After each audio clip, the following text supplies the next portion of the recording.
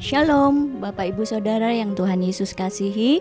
Saat ini kembali kita bertemu dalam ibadah online bersama dengan GBI Philadelphia Jatinegara pada hari Minggu tanggal 31 Mei 2020 yang sekaligus merupakan peringatan Hari Raya Pentakosta, Hari Raya turunnya Roh Kudus. Namun sebelumnya Bapak Ibu Saudara, mari kita berdoa bersama bersatu hati.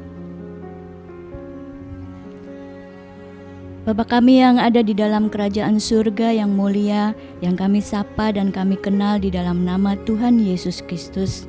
Saat ini Tuhan, kami datang di hadapan-Mu. Kami mau Tuhan menyenangkan hati Tuhan. Kami mau beribadah Tuhan, memuji, mempermuliakan nama-Mu ya Bapa.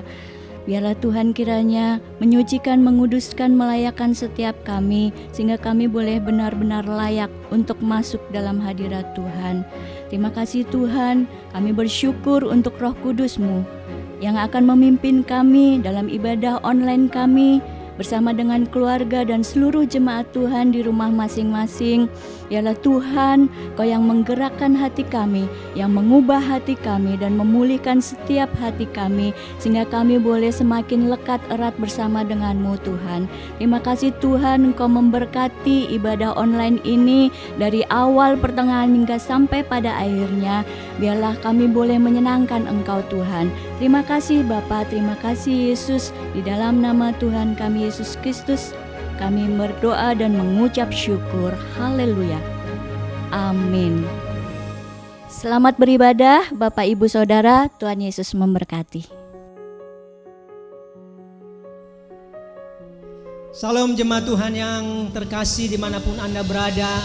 Kita berjumpa kembali dalam ibadah online GBI Philadelphia 31 Mei 2020. Saya rindu supaya kita dimanapun berada saat ini, kita mengalami hadirat Tuhan melalui ibadah online hari ini. Mari kita menyembah Tuhan, mari kita memuji dan memuliakan Tuhan sebagai umat pilihan Allah.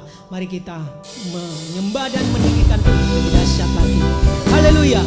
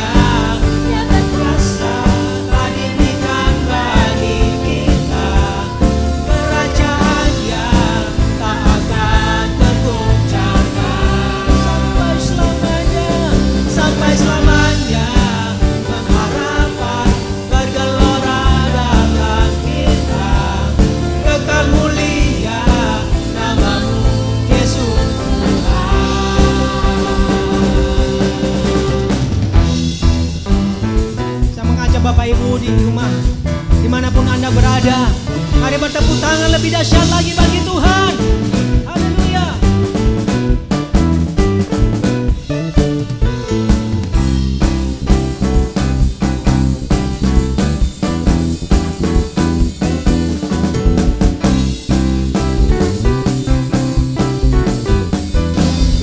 bersama-sama. Sekarang saatnya bangkit nyatakan nama yang besar. Siapa namanya? Yesuslah Tuhan. Sekarang saatnya bangkit nyatakan Yesuslah Raja pemenang.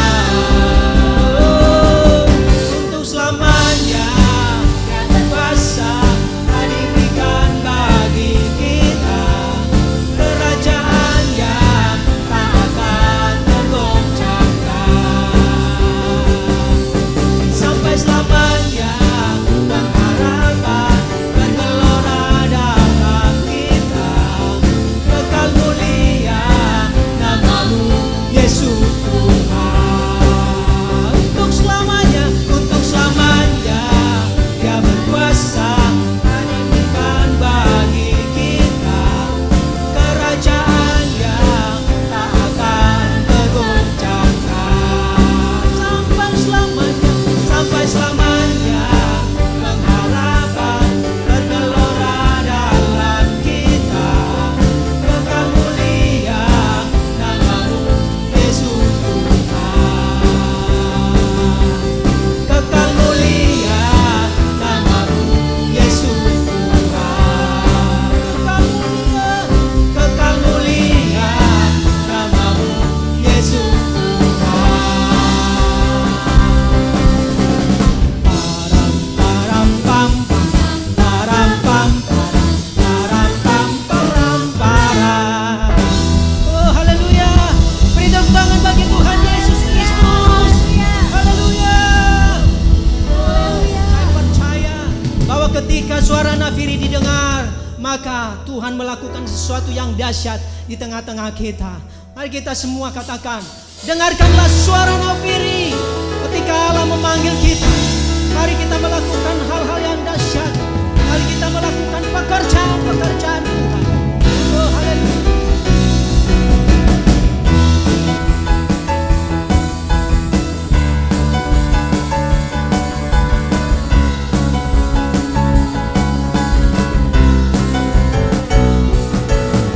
Dengarkanlah suara nafiri memanggil semua umat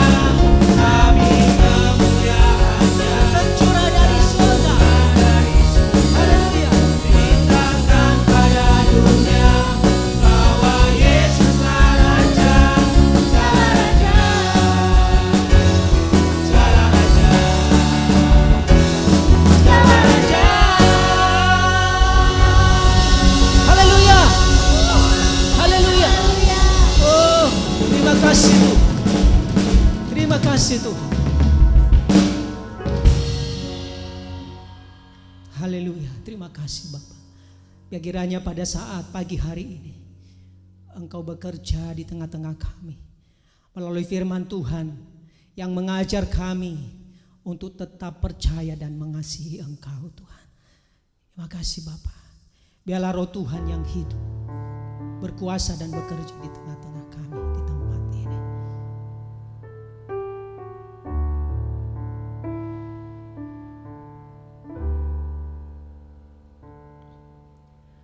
Roh-Mu yang hidup penuhiku, mengalir dalamku. Jiwaku tenang bersamamu dalam naunganmu. Ku buka hati untuk jamahanmu, terserah penuh di hadiratmu. Kau ambil alih seluruh hidupku di altarmu, menyembahmu di altarmu, menyembahmu di altarmu.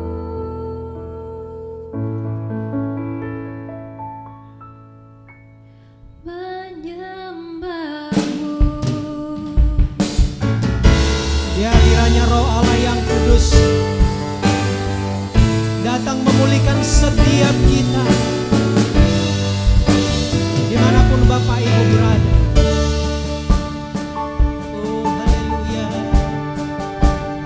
Sama-sama katakan, Roh-Mu yang kudus pulihkanku, Engkaulah damaiku. Ku hidup oleh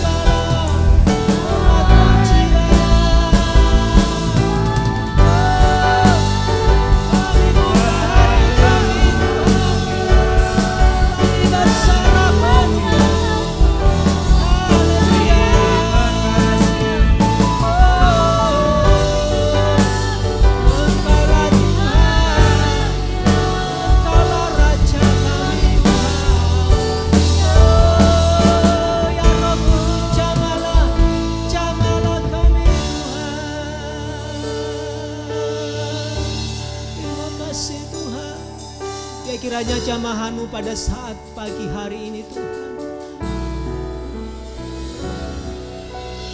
Roh-Mu yang kudus peningkanku, Engkaulah damaiku. Ku hidup oleh anugerah-Mu yang menyertaiku. Roh-Mu yang hidup Tuhan, Roh-Mu yang hidup penuhiku, datang urapiku. Ku siap terima kuasa-Mu, hidup bagiku. Ku buka hati, buka hati, ku jamahan, berserah penuh di hadirat. Ambil alih seluruh hidup di altar-Mu. Ku buka hati Tuhan, ku buka hati, ku jamahan, berserah penuh di hadirat-Mu. Kau ambil alih seluruh hidupku di altar-Mu, menyembah-Mu, altar-Mu, menyembah di altar-Mu, di altar-Mu.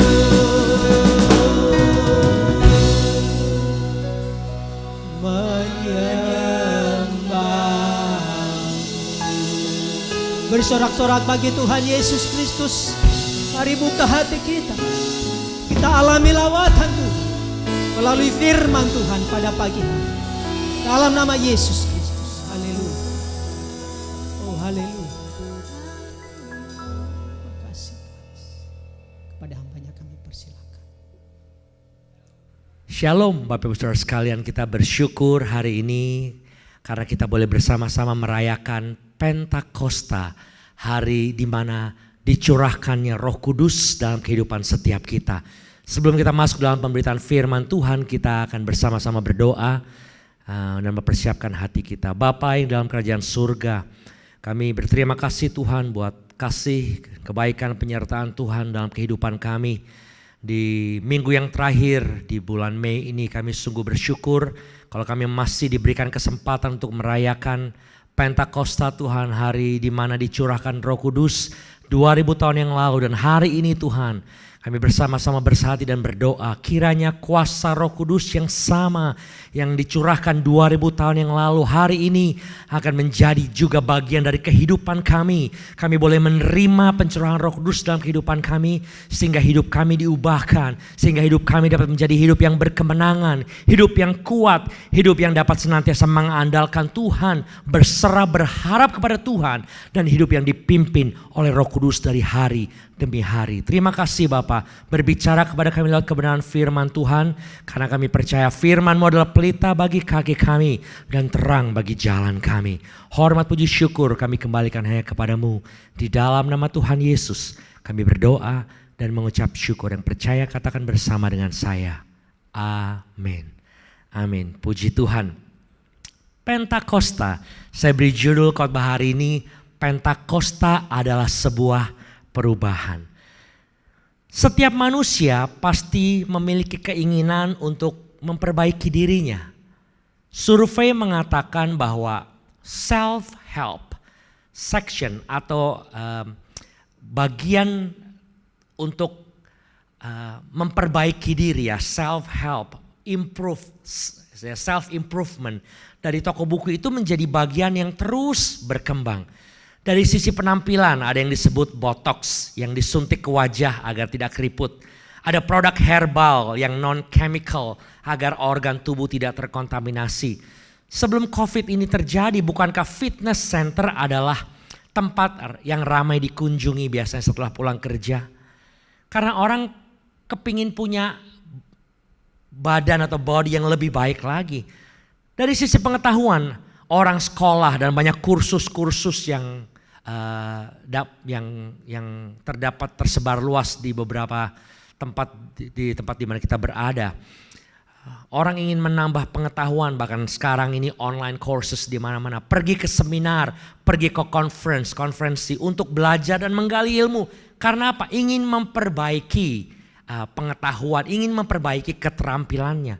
Apalagi dalam masa-masa seperti ini, sepertinya semua harus dikerjakan sendiri. Sisi teknologi, tadinya teleconference, kemudian naik kepada video conference, bahkan ada lagi satellite conference, Zoom application, banyak video conference application yang saat ini banyak digunakan karena berkembangnya teknologi dan terus diperbaharui, terus diupdate hingga lebih baik lagi. Intinya, semua orang ingin menjadi yang lebih baik lagi. Tapi untuk menjadi yang lebih baik lagi, dibutuhkan satu kata yang disebut perubahan atau changes. Perubahan ke arah yang lebih baik, changes for better, changes to be better. Hari ini kalau saya tanya, izinkan saya bertanya kepada Bapak Saudara sekalian, perubahan apa yang Bapak Ibu dan Saudara-saudari inginkan terjadi dalam hidup kita? Apakah penampilan kita, kesehatan kita mungkin? Bagaimana dengan kemampuan dan keterampilan kita, skills kita, atau mungkin karakter kita? Bagaimana kasih kita kepada Tuhan? Dan bentuk kasih kita kepada Tuhan. Kalau secara detail, kalau ada satu hal yang kita mau perbaiki dalam hidup kita, yang paling utama di antara semua yang saya sebutkan tadi, apakah itu? Seharusnya jawabannya adalah hidup kita, our life. Kenapa? Karena Tuhan menginginkan perubahan dalam hidup kita. Ia ingin mengubah hidup kita dan memperbaiki hidup kita dari hari demi hari, sehari demi sehari. Dan hari ini, waktu kita bersama-sama merayakan Pentakosta, kita ingin melihat seperti apa sih Pentakosta 2000 tahun yang lalu dan apa hubungannya dengan Pentakosta yang kita rayakan hari ini. Kalau kita perhatikan Bapak Saudara sekalian, banyak gereja-gereja di seluruh dunia, termasuk di gereja kita selalu merayakan beberapa event Kristen atau kekristiani. Yang pertama Natal, kelahiran Tuhan Yesus. Oh, mereka rayakan dengan meriah. Paskah mereka rayakan dengan meriah, kebangkitan Tuhan Yesus. Ya, Jumat Agung juga kematian Tuhan Yesus. Kenaikan Tuhan Yesus ke surga, ya, Ascension dirayakan juga dengan spektakuler dan dengan meriah di berbagai gereja. Tetapi bagaimana dengan Pentakosta, hari pencurahan Roh Kudus? Apa sih signifikannya? Apa sih pentingnya Pentakosta untuk kita rayakan? Dan apa hubungannya Pentakosta dengan perubahan? Nah, sebelum kita masuk lebih dalam lagi, mari kita lihat apakah yang dimaksud dengan Pentakosta itu. Pentakosta adalah kelahiran gereja Tuhan di dunia. Kisah Rasul pasal 2 berbicara tentang bagaimana orang-orang percaya berkumpul di satu tempat, lalu Roh Kudus dicurahkan ke atas mereka, dan Petrus berkhotbah dengan kuasa Roh Kudus dan berkata di dalam Kisah Rasul pasal 2 ayat 38, bertobatlah dan hendaklah kamu masing-masing memberi dirimu dibaptis dalam nama Yesus Kristus untuk pengampunan dosamu, maka kamu akan menerima karunia Roh Kudus. Dan setelah itu firman Tuhan katakan mereka dibaptis dan jumlah mereka bertambah kira-kira 3.000 orang. Kemudian dikatakan di ayat yang ke-42 mereka bertekun dalam pengajaran rasul-rasul dan dalam persekutuan koinonia, dan mereka selalu berkumpul untuk memecahkan roti dan berdoa. Dan perikop dari Kisah Rasul pasal 2 ini diakhiri dengan kata-kata tiap-tiap hari Tuhan menambah jumlah mereka dengan orang yang diselamatkan. This is the start of the church. Pentakosta adalah awal dari koinonia, persekutuan, Christian fellowship, communion with God, persekutuan dengan Tuhan dan communion with fellow Christian, dengan sesama umat Kristiani. Dan inilah yang dilakukan gereja mula-mula setiap hari. Hari-hari ini atau beberapa minggu ini kita berkoinonia di dalam keluarga kita, bukan? Bahkan di beberapa program Zoom kita di midweek pertengahan minggu kita berkoinonia. Apa sih koinonia? Fellowship. Kita berdoa bersama, membaca firman Tuhan, sharing dan saling menguatkan satu sama lain. Oleh sebab itu Pentakosta merupakan sebuah event atau momen di mana kuasa Roh Kudus dicurahkan ke atas murid-murid Yesus dan orang percaya, dan kemudian melahirkan sebuah persekutuan Kristiani yang sekarang ini disebut sebagai gereja. Kenapa namanya Pentakosta? Penta berarti 50. Hari Pentakosta adalah 50 hari setelah Paskah. Dalam perjanjian lama di Yerusalem, Pentakosta dirayakan sebagai hari panen raya, harvest. Atau kalau di Amerika dirayakan sebagai Thanksgiving. Dan Pentakosta disebut sebagai Jewish feast day, the feast of the first. Sebagai awal dari masa panen, di mana orang dari berbagai daerah datang ke Yerusalem untuk merayakannya. Dan memang benar, di dalam perjanjian baru, di dalam Kisah Para Rasul mencatat bahwa pada hari raya Pentakosta, panen besar terjadi. Bukan panen ikan, bukan panen sembako, tetapi panen jiwa. Karena di masa Pentakosta ini ribuan orang menerima Kristus Yesus. Mereka dibaptis, mereka bertobat dan menjadi saksi-saksi Kristus yang dahsyat.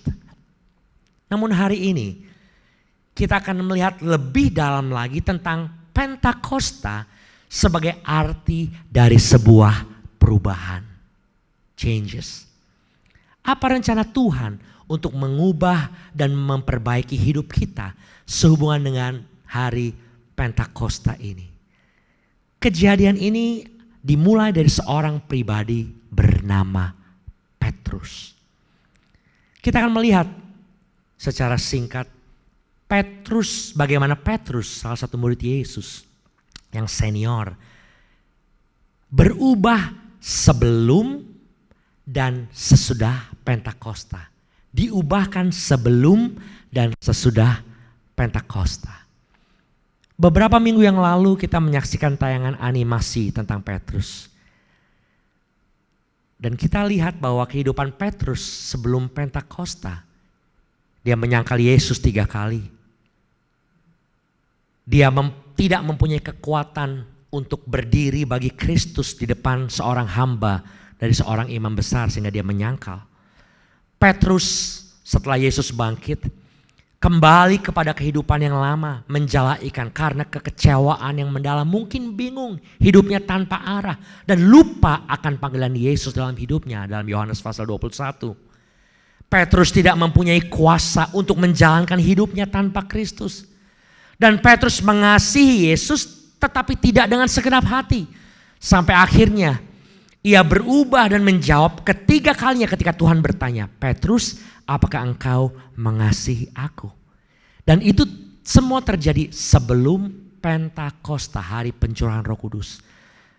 Dan apa yang terjadi dengan Petrus pasca Pentakosta, setelah Pentakosta? Ada transformasi, ada perubahan total yang terjadi dalam hidupnya.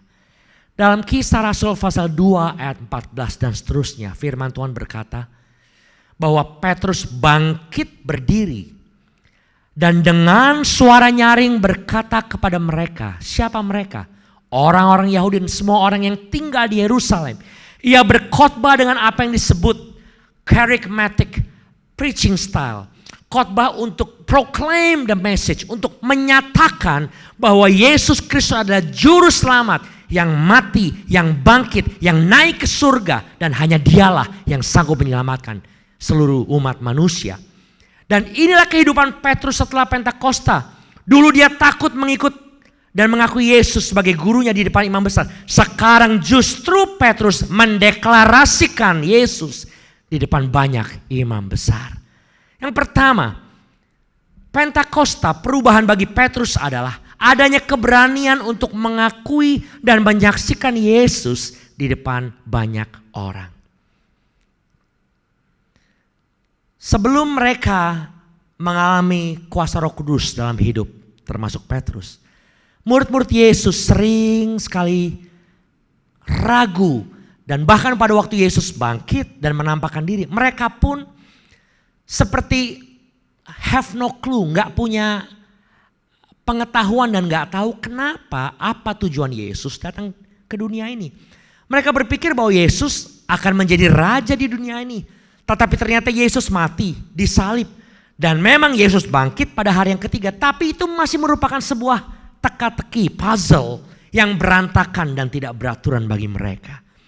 Tetapi setelah Pentakosta terjadi, ketika Roh Kudus dicurahkan ke atas mereka, mereka tidak lagi bingung. Ada pengertian yang terjadi dalam pemikiran mereka. Dan sekarang mereka mengerti apa misi Tuhan Yesus datang ke dunia. Untuk menyelamatkan manusia, untuk menyelamatkan bangsa-bangsa. Dan pada waktu pencurahan Roh Kudus mengubah hidup Petrus dan murid-murid Yesus lainnya.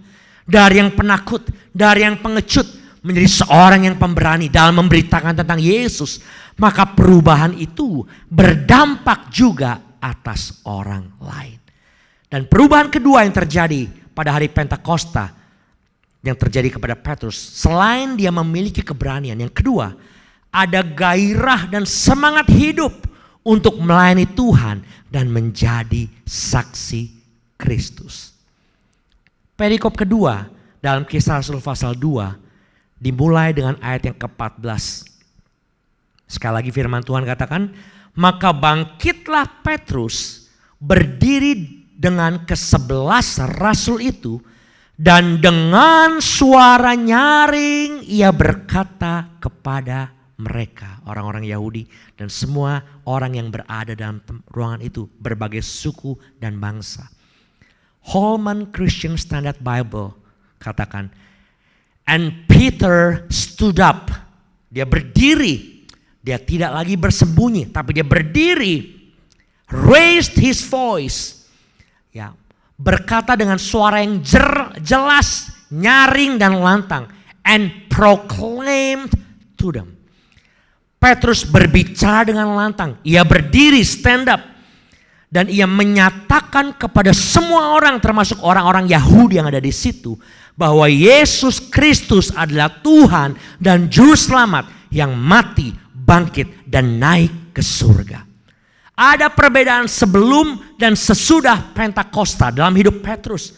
Perbedaannya adalah yang kedua, ada passion, ada gairah, ada semangat hidup untuk memberitakan kabar kebenaran dan keselamatan di dalam Yesus Kristus. Namun perhatikan Bapak-Saudara sekalian, gairah dan semangat hidup ini bukan untuk kembali kepada pekerjaan yang lama, yaitu menangkap ikan. Bukan sibuk untuk mengerjakan apa yang menjadi kepentingannya sendiri. Tetapi gairah dan semangat Petrus adalah untuk melayani Tuhan dan bersaksi tentang Kristus. Bahkan gairah dan semangat hidup Petrus bukan karena emosi yang bersifat up and down. Tetapi gairah yang datangnya dari kuasa Roh Kudus yang dicurahkan, yang memenuhi hidupnya, memberikan kepada dia satu constant passion. Constant passion. Satu gairah yang terus menerus dan stabil untuk melakukan kehendak Tuhan. Dalam kehidupan kita, kalau saya bertanya, apa yang membuat kita down hari-hari ini? Jika situasi di sekeliling kita tidak menentu dan kita tidak tahu langkah apa yang harus kita ambil di saat-saat seperti ini, apa yang harus kita kerjakan di dalam new normal yang kita harapkan akan segera diwujudkan di bangsa Indonesia, terutama di kota Jakarta ini. Kalau kita bingung, kita tidak mengerti dan kita tidak tahu, kita mungkin down, takut, khawatir dan cemas untuk menghadapinya. Hari ini alami kuasa pencurahan Roh Kudus dalam hidup kita. Maka walaupun suasana dan situasinya mungkin tidak menentu, tetapi hati kita tetap teguh, Hati kita tetap bergairah, semangat, bersuka cita. Karena Kristus Yesus yang menjanjikan kepada kita sebuah hidup. Dan hidup yang kita punya, hidup di dalam segala kelimpahan. Yohanes pasal 10 ayat 10 katakan, Aku datang, kata Yesus, supaya mereka, kita semua mempunyai hidup dan mempunyainya dalam segala kelimpahan. Dan waktu kita mengalami keberanian untuk hidup, waktu kita mengalami gairah dan semangat, passion untuk hidup, maka kita akan mampu bangkit, melangkah dan menghadapi hari-hari hidup kita ke depan bersama dengan Tuhan. Yang setuju katakan amin. Puji Tuhan. Banyak dari kita yang sudah 2 bulan ini hampir tidak berkesempatan lagi untuk melayani Tuhan di dalam ibadah di gereja setiap minggunya. Isolasi, stay home ini banyak membuat kita menjadi nyaman dan merasa enak juga ya dilayani, santai. Take a little break, menikmati pelayanan orang lain. Kita nggak disibukkan dengan berbagai liturgi dan prosedur, tata tertib dalam pelayanan mingguan seperti yang kita biasanya lakukan pada waktu ibadah bersama sebelum pandemik ini masuk Indonesia terjadi. Tapi pertanyaan saya hari ini, ketika kita merayakan bersama-sama dengan seluruh umat di dunia hari pencurahan Roh Kudus dan kita mengharapkan lawatan Roh Kudus kembali untuk terjadi dalam kehidupan kita, apakah keberanian, gairah, semangat untuk kembali melayani Tuhan di gerejanya, semangat untuk bersaksi tentang Kristus akan lebih lagi setelah masa COVID ini? Jangan sampai kita terlena oleh situasi yang ada sekarang. Tetapi kiranya hari pencurahan Roh Kudus yang kita rayakan hari ini, ketika kita minta Roh Kudus kembali untuk burn the fire in us, membakar kembali hati dan semangat kita, maka kita memiliki satu gairah dan semangat untuk kembali melayani Tuhan, kembali bersaksi buat Tuhan. Sekarang bahkan nanti setelah pandemi COVID ini berakhir. Dan doa saya, biarlah lawatan Roh Kudus memberikan perubahan dalam hidup kita. Memberikan keberanian, memberikan gairah yang lebih untuk melayani Tuhan.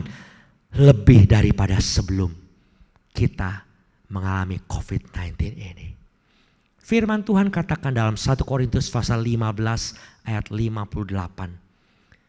Karena itu saudara-saudaraku yang kekasih, berdirilah teguh, jangan goyah, dan giatlah selalu dalam pekerjaan Tuhan. New Living Translation katakan, always work enthusiastically for the Lord. Selalu bergairah, selalu entusias dalam bekerja untuk Tuhan. Kenapa? Dikatakan, sebab kamu tahu bahwa dalam persekutuan dengan Tuhan, jerih payahmu tidak sia-sia. New Living Translation lebih lanjut katakan, nothing you do for the Lord is ever useless. Tidak ada yang kita lakukan untuk Tuhan yang menjadi sia-sia. Semua diperhitungkan Tuhan. Semua akan kembali untuk kebaikan kita dan kemuliaan namanya. Haleluya. Perubahan ketiga yang terjadi dalam hidup Petrus setelah Pentakosta. Petrus hidup dalam panggilan Tuhan atas dirinya sampai akhir hidupnya. Pencurahan Roh Kudus atas hidup Petrus memberikan dampak bukan hanya hari itu, tetapi terus menerus dari hari ke sehari sampai akhir hidupnya. Tidak berhenti, tidak mundur, tidak berubah, tidak tergoyahkan, tidak tergantikan, tetapi sampai akhir hidup Petrus. Haleluya. Kuasa Roh Kudus yang memimpin Petrus, kuasa Roh Kudus yang mengingatkan Petrus constantly, senantiasa akan panggilan Tuhan dalam hidupnya. Kuasa Roh Kuduslah yang bekerja dalam hidup Petrus secara luar biasa sehingga pelayanannya, penggembalaannya berdampak dan memuliakan Tuhan. Perubahan ketiga yang terjadi dalam diri Petrus ketika Roh Kudus hadir dalam hidupnya, memberikan satu kata kunci di poin yang ketiga ini, yaitu konsistensi. Kata konsistensi yang berarti ketetapan atau kemantapan menurut KBBI memiliki kata dasar dari kata konsisten atau tetap dan tidak berubah-ubah. Pesan Tuhan kepada semua muridnya sebelum ia naik ke surga, dalam Kisah Rasul pasal 1 ayat 8 dikatakan, tetapi kamu akan menerima kuasa kalau Roh Kudus turun ke atasmu, dan kamu akan menjadi saksiku Yerusalem, di seluruh Yudea dan Samaria dan sampai ke ujung bumi. Itu secara general. Tetapi panggilan Tuhan untuk Petrus dinyatakan secara pribadi dalam Yohanes pasal 21. Jelas sekali panggilan Tuhan untuk Petrus, gembalakanlah domba-dombaku. Dan memang kalau Bapak Ibu nanti baca di dalam kitab 1 Petrus, 2 Petrus, banyak sekali ia berbicara tentang penggembalaan. Mulai dari iman, pengharapan, kasih, kekudusan, arti dari kasih persaudaraan, hidup sebagai hamba Allah, arti melayani, hubungan antara suami dan istri, bagaimana hidup sebagai orang Kristen, dan masih banyak hal yang Petrus nyatakan di dalam surat 1 Petrus pasal 1 Petrus 1 dan 1 Petrus dan 2 Petrus. Bagaimana ia mengajar jemaat, bagaimana ia menggembalakan domba-domba seperti yang Tuhan Yesus ingin dia lakukan. Dan puji Tuhan, itulah yang mendorong Petrus untuk terus senantiasa setia pada panggilan Tuhan. Roh Kudus yang dicurahkan itu, yang mengajarkan segala sesuatu, yang mengingatkan dia untuk tetap pada panggilan Tuhan sampai akhir hidupnya, yang membuat dia mampu untuk mengerjakan kehendak Tuhan, panggilan Tuhan dalam hidupnya sampai akhir hayatnya. Bapak Ibu Saudara sekalian, panggilan ilahi untuk kita semua anak-anak Tuhan sudah jelas. Seperti Kisah Rasul pasal 1 tadi katakan, menjadi saksi Kristus. Dan menjadi saksi Kristus bukan hanya hari ini, tetapi sepanjang hidup kita, dan panggilan itu tidak akan pernah berubah. Sekarang tinggal kita mengaplikasikannya dalam keseharian kita. Sudahkah kita menjadi saksi Kristus? Lewat pekerjaan kita, lewat keluarga kita, lewat pelayanan kita. Sudahkah perkataan kita, tindakan kita, semangat hidup kita mencerminkan Kristus Yesus yang hidup dalam kita? Sudahkah perubahan ke arah menjadi seperti Kristus terjadi dalam kehidupan kita? Kalau kita aplikasikan dalam hidup kita, maka banyak hal yang dapat kita introspeksi setiap hari dalam hidup, dalam diri kita. Dari sikap hati kita dalam memandang hidup. Apakah kita banyak bersyukur atau kita banyak komplain dalam hidup ini? Dalam sikap kita melihat tetangga kita atau orang lain di sekeliling kita. Apa kita dapat berkata, terima kasih Tuhan, aku bersyukur buat keadaan yang Tuhan izinkan aku alami saat ini. Atau kita membandingkan dengan banyak diri kita dengan orang lain. Dan kita mulai iri hati, kita mulai malu, atau kita mulai mengeluh dalam hidup kita. Dari sikap hati kita mengasihi Tuhan. Apakah kita mengasihi Tuhan dalam segala keadaan, atau ketika all is well dalam hidup kita? Dari sikap hati kita dalam melayani Tuhan. Apa kita melayani Tuhan karena kenyamanan pada waktu semuanya nyaman buat kita? Atau kita melayani Tuhan karena kita sungguh-sungguh rela berkorban buat Tuhan? Dalam kita menyaksikan karya Tuhan dalam hidup kita, apa kita banyak berbicara tentang kebesaran Tuhan, atau kita banyak berbicara tentang diri kita sendiri? Doa saya, biarlah Roh Kudus kembali mengingatkan kepada kita akan panggilan hidup kita untuk dapat menjadi saksi Kristus dan mengerjakannya, mengaplikasikannya dalam keseharian kita. Haleluya. Ada satu hal lagi yang terlintas dalam pikiran saya yang seringkali menjadi problem dalam hidup kita, Bapak Saudara sekalian. Problemnya adalah I don't think I need to be changed. Mungkin dari kita berpikir bahwa tidak ada yang harus diubah dalam hidup saya. Saya udah fine, I'm alright, saya udah baik. Dari kita melihat diri kita sendiri, kita udah baik, kita udah oke, everything is good. Apalagi yang harus dirubah? Saya ingin katakan, jawabannya pada hari ini adalah terlalu banyak yang harus diubah dari hidup kita. Betul kita adalah orang Kristen, betul kita adalah pengikut Kristus. Tapi bukankah masih banyak kebiasaan dosa? Hal-hal yang belum menyenangkan Tuhan, yang Tuhan tidak berkenan, yang masih belum bisa kita tinggalkan. Masih ada keegoisan, terkadang masih ada amarah, masih ada rasa dendam, masih ada rasa sombong, masih ada iri hati, masih ada kekecewaan. Dan masih banyak hal lain terus menerus, the list goes on and on yang tidak ada habis-habisnya. Belum lagi terkadang kita malu untuk share tentang Kristus kepada orang lain. Dan hal-hal ini adalah hal-hal yang harus diubah. Kita harus mengalami perubahan. Nah kalau begitu, bagaimana hidup kita dapat berubah? Dan perubahan apa yang dimaksudkan? Oh puji Tuhan, yang dimaksudkan adalah internal changes. Perubahan yang ada di dalam. Saya akan berikan sedikit ilustrasi tentang mobil, Bapak sekalian. Seandainya kalau kita punya mobil rusak dan gak bisa di start mesinnya. Lalu yang kita perbaiki adalah cara kita nyetir mobil atau kita perbaiki penampilan luar dari mobil itu tidak akan pernah menyelesaikan masalah, bukan?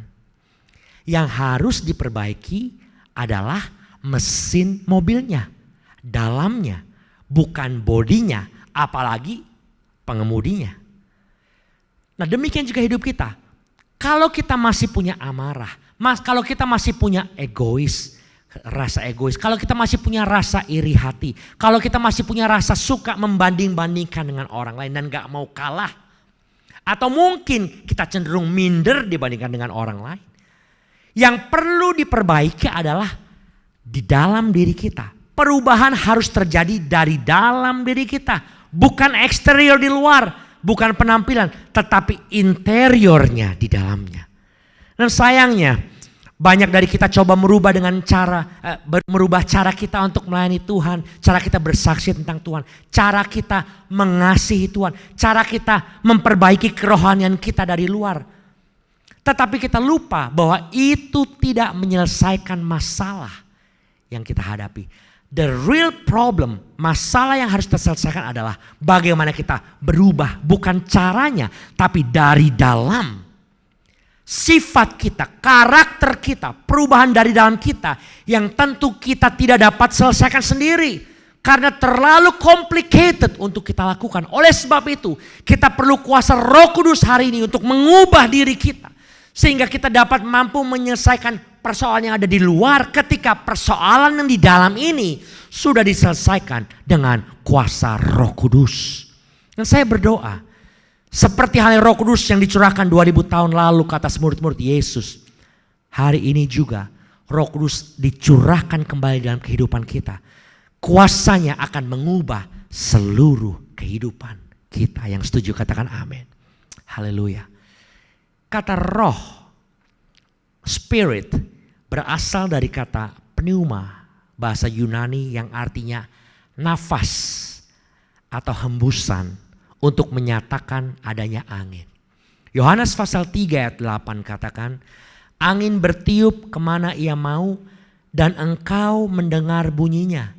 Tetapi engkau tidak tahu dari mana ia datang atau kemana ia pergi. Demikian halnya dengan tiap-tiap orang yang lahir dari roh. Roh Kudus bukan angin, tetapi ia seperti angin. Dan kita tidak selalu dapat melihat angin, tetapi kita tahu bahwa angin itu ada. Angin itu berhembus. Karena sesuatu yang tidak terlihat bukan berarti tidak ada. Bapak Ibu, pandemik coronavirus di COVID-19 ini merupakan satu virus ya, COVID-19 ini merupakan virus yang sangat kecil Bapak Ibu. Yang gak bisa dilihat dengan mata biasa. Bahkan dengan mikroskop biasa pun tidak bisa. Kenapa? Karena size ukuran dari virus ini adalah antara 65 sampai 125 nanometer in diameter. Ya, garis tengahnya. Nanometer itu apa sih ukurannya? Nanometer adalah 1/1 miliar meter Bapak Ibu. Kalau mikron itu 1000 kali lebih kecil dari milimeter. Nah kalau nanometer itu 1000 kali lebih kecil dari mikron. 1/1 miliar milimeter. Dan virus COVID ini nggak terlihat. Tetapi kalau sampai masuk ke dalam tubuh kita. Dan tubuh kita tidak punya cukup immune system yang kuat. Maka akan menyebabkan problem dengan lower respiratory system pernapasan kita. Kalau sinus atau flu biasa itu menyerang bagian atas respiratory kita, pernafasan kita. Tapi kalau coronavirus menyerang bagian bawah dari pernafasan sistem kita, respiratory system. Kembali kepada hembusan angin. Roh Kudus seperti angin. Kita tidak bisa melihat angin. Tapi kalau kita perhatikan besar sekalian ya. Kalau kita perhatikan layang-layang ya. Mungkin beberapa dari kita pernah waktu kecil pernah main layang-layang. Atau kita pernah melihat orang bermain layang-layang. Kalau kita perhatikan bagaimana layang-layang itu bisa naik ke atas dan bisa tetap berada di atas. Dia dapat bertahan di atas karena ada hembusan angin bukan? Dan proses layang-layang itu dari diterbangkan sampai terus ada di atas dan bertahan di atas langit itu karena hembusan angin. Dari mana kita tahu itu angin? Nggak terlihat tapi kita tahu itu dapat bertahan itu layang-layang karena ada hembusan angin. Apa kita bisa mendengar angin? Sekilas mungkin tidak bisa. Tetapi kalau kita melihat pohon yang berdempetan dan dihembus angin dan pohon itu bergesekan daunnya dan terdengar suara, kita bisa katakan, oh kita mendengar ada hembusan angin di antara pohon itu. Atau bagaimana kita bisa merasakan angin dalam hidup kita. Bapak Ibu, kalau kita angkat pergelangan tangan kita dan kita tiup, kita akan mampu merasakan hembusan angin di tangan kita bukan? Kita tidak melihat, kita tidak mendengar, tapi kita dapat merasakannya. Seperti halnya angin berhembus ke dalam tubuh kita constantly. Maka saya percaya kuasa Roh Kudus yang seperti angin yang berhembus itu akan masuk ke dalam hidup kita. Akan mampu mengubah kehidupan kita dari dalam dan akan berdampak keluar. Firman Tuhan katakan dalam 2 Korintus pasal 3 ayat 18. 2 Korintus pasal 3 ayat 18. Dan kita semua mencerminkan kemuliaan Tuhan dengan muka yang tidak terselubung. Dan karena kemuliaan itu datangnya dari Tuhan yang adalah roh. Perhatikan. Maka kita diubah menjadi serupa dengan gambarnya dalam kemuliaan yang semakin besar. Oleh sebab itu, perubahan menjadi serupa dengan gambar Allah dari dalam ini akan terjadi dalam kehidupan kita. Ketika kita hari ini diisi kembali oleh hembusan kuasa Roh Kudus dalam kehidupan kita. Ketika kita menerima Tuhan Yesus sebagai Tuhan dan Juru Selamat. Ketika kita dibaptis dan kita mengalami hidup yang baru. Roh Kudus masuk dalam kehidupan kita. Roh Kudus ada di dalam diri kita. Tetapi hari ini yang menjadi perbedaan adalah ketika kita kembali menerima infilling of the Holy Spirit. Diisi kembali, dipenuhi kembali oleh Roh Kudus. Sehingga waktu Roh Kudus itu memenuhi hidup kita, maka terjadi perubahan dari dalam. Terjadi perubahan karakter, terjadi perubahan sifat, terjadi perubahan hal-hal yang lebih menuju kepada keserupaan seperti Kristus. terjadi hal-hal yang akan mengubah kita untuk menjadi anak-anak Tuhan yang lebih memiliki keberanian, memiliki gairah hidup, dan tahu akan panggilan hidup yang harus kita kerjakan dalam keseharian kita bersama dengan Tuhan hari ini. Terima infilling of the Holy Spirit. Terima kembali kepenuhan dan diisi kembali hidup kita oleh kuasa Roh Kudus.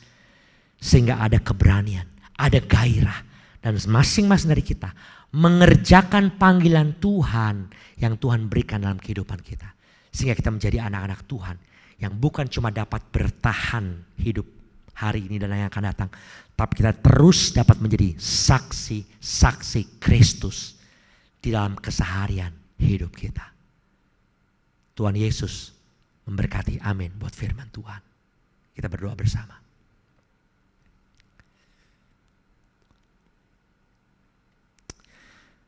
Tuhan Allah Bapa kami dalam kerajaan surga, kami bersyukur untuk kebenaran firman-Mu yang telah disampaikan Tuhan.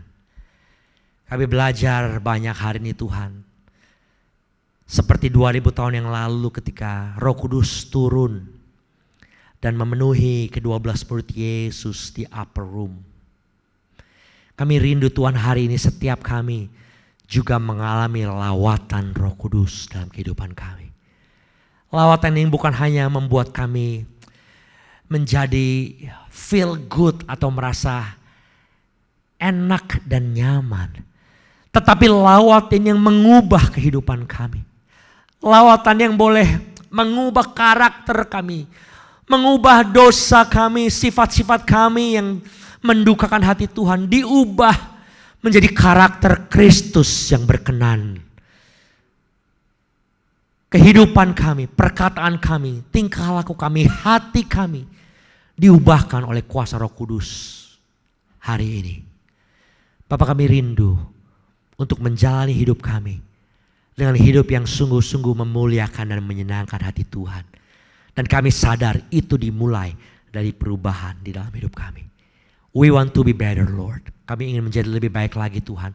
We want to be more like you, Lord. Kami mau menjadi seperti Kristus Tuhan. Oleh sebab itu Tuhan kami minta hari ini, biar kiranya hal-hal yang masih belum berkenan, yang masih mendukakan Engkau, kiranya Tuhan di dalam nama Tuhan Yesus, Tuhan yang akan gantikan dengan hal-hal yang menyenangkan hati Tuhan. Segala sifat karakter, hal-hal yang buruk dalam hidup kami, oleh kuasa Roh Kudus yang kami nantikan, kami harapkan, kami percayakan hadir dalam kehidupan kami hari ini, akan mengubahkan seluruh kehidupan kami. Sehingga hidup kami menjadi anak-anak Tuhan yang berkenan dan menyenangkan hati Tuhan. Terima kasih Bapa, terima kasih Roh Kudus. Tetap tinggal dalam hidup kami. Pimpin kami, arahkan kami, ingatkan kami. Berbicara kepada kami setiap saat Tuhan. Dan mampukan kami untuk melihat, mendengar dan merasakan Roh Kudus yang seperti angin itu dalam kehidupan setiap pribadi yang percaya kepada Tuhan Yesus. Terima kasih Bapak, terima kasih Roh Kudus. Hamba-Mu selesai berbicara, tapi hamba berdoa kiranya Engkau memeteraikan firman-Mu dalam hati setiap kami. Biar kami boleh menjadi anak-anak Tuhan yang diubahkan mulai hari ini. Menjadi saksi Kristus, menjadi murid Kristus, yang menjalankan panggilan ilahi, mengerjakan kehendak Tuhan di bumi ini sampai akhir hidup kami. Segala hormat, puji, syukur kami kembalikan kepada-Mu. Di dalam nama Tuhan Yesus kami berdoa dan mengucap syukur. Yang percaya katakan bersama dengan saya. Amin.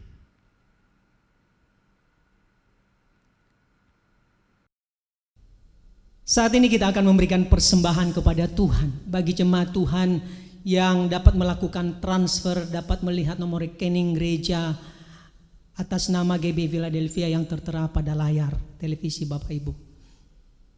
Dan bagi jemaat yang mungkin tidak dapat melakukan transfer melalui bank, dapat mengumpulkan persembahannya di rumah dari minggu ke minggu, dan tiba saatnya kita berkumpul kembali beribadah di gereja, dapat membawa persembahan tersebut ke rumah Tuhan. Mari kita memberikan persembahan ini dengan sukacita. Haleluya.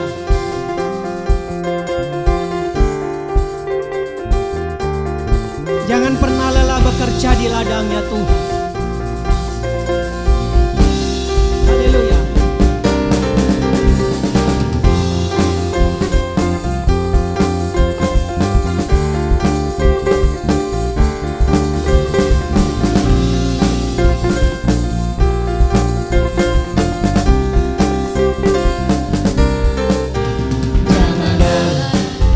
Bekerja di ladangnya Tuhan, Roh Kudus yang memberi kekuatan, yang mengajar dan menopang. Tiada lelah, tiada lelah, bekerja bersamamu Tuhan, yang selalu mencukupkan akan segalanya. Katakan tanah bergelombang, timbullah tanah yang berubah, menjadi siap dibangun, di atas dasar iman.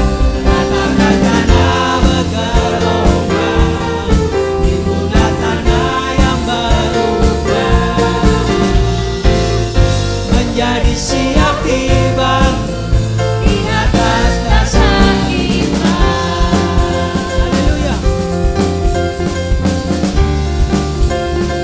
Mari kita bekerja lebih giat lagi di ladang Tuhan. Haleluya.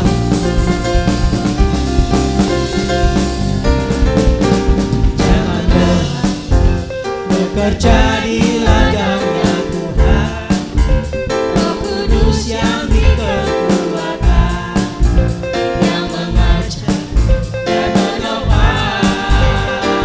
Tiada lelah, tiada lelah, bekerja bersamamu Tuhan, yang selalu mencukupkan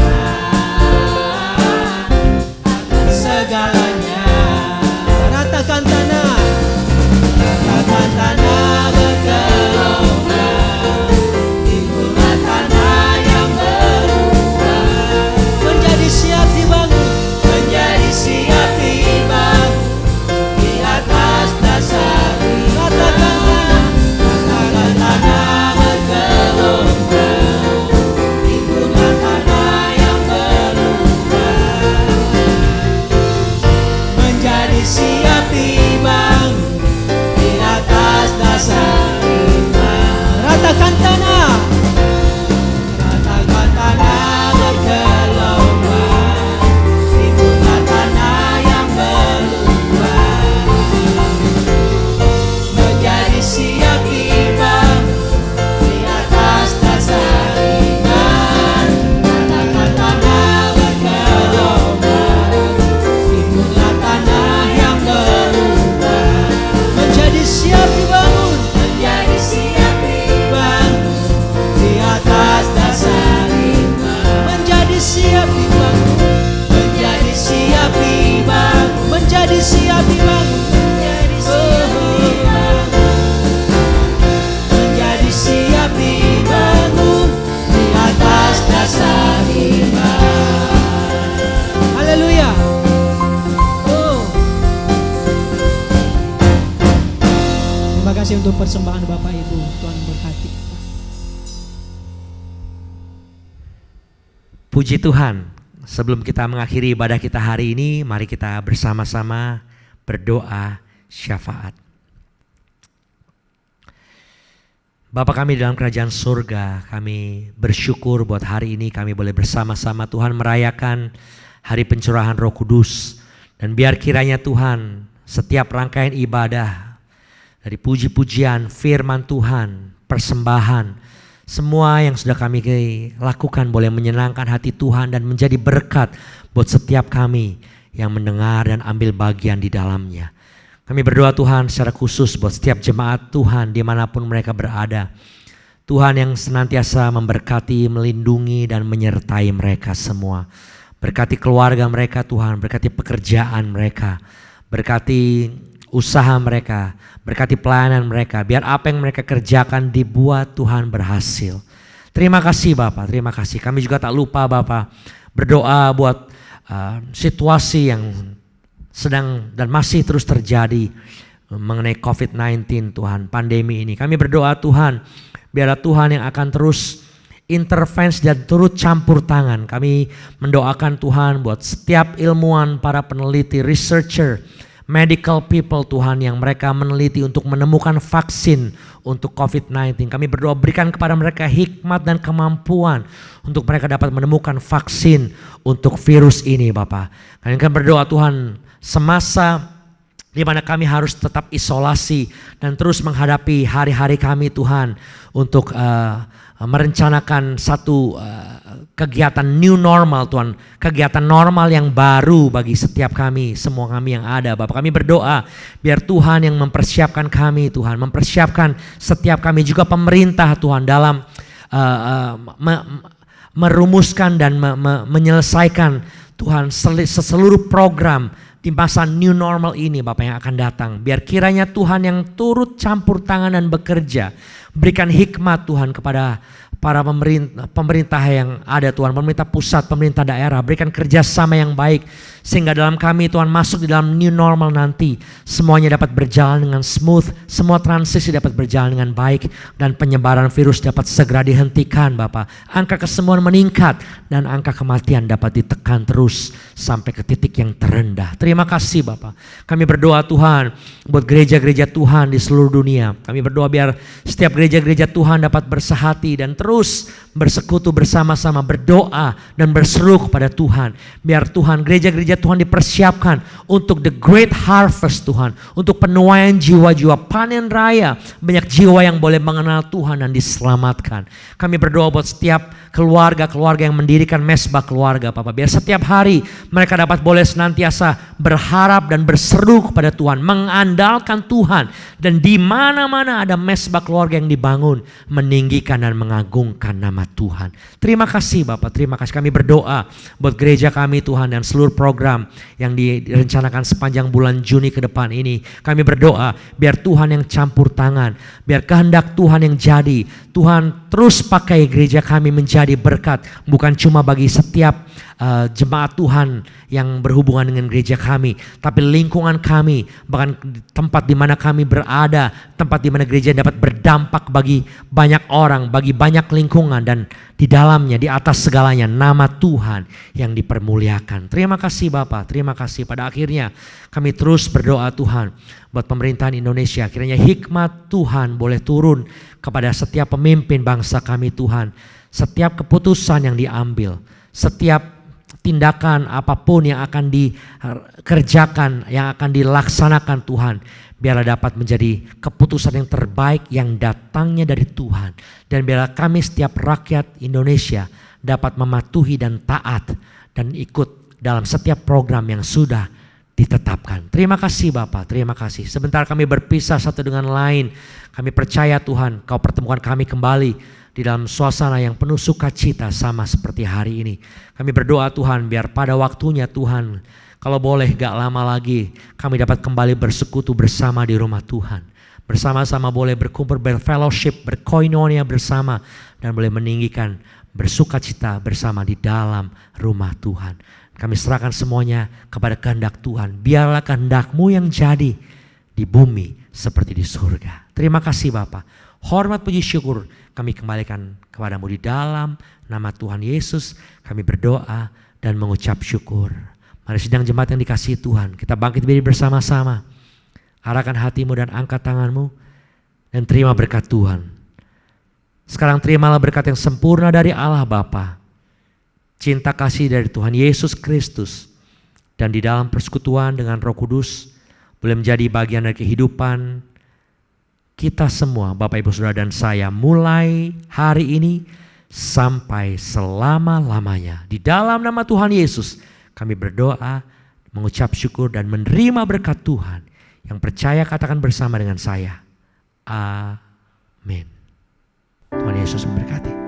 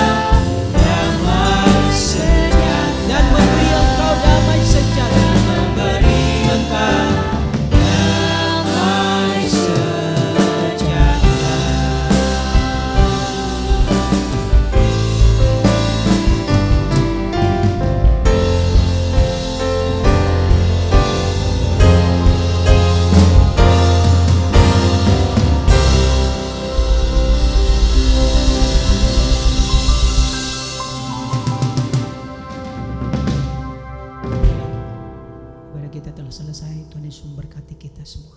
Amin.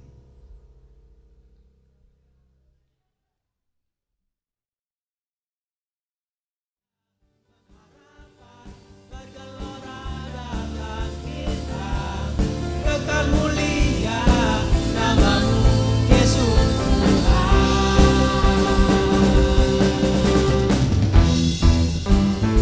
Saya mengajak Bapak Ibu di rumah, dimanapun Anda berada, mari bertepuk tangan lebih dahsyat lagi bagi Tuhan. Haleluya.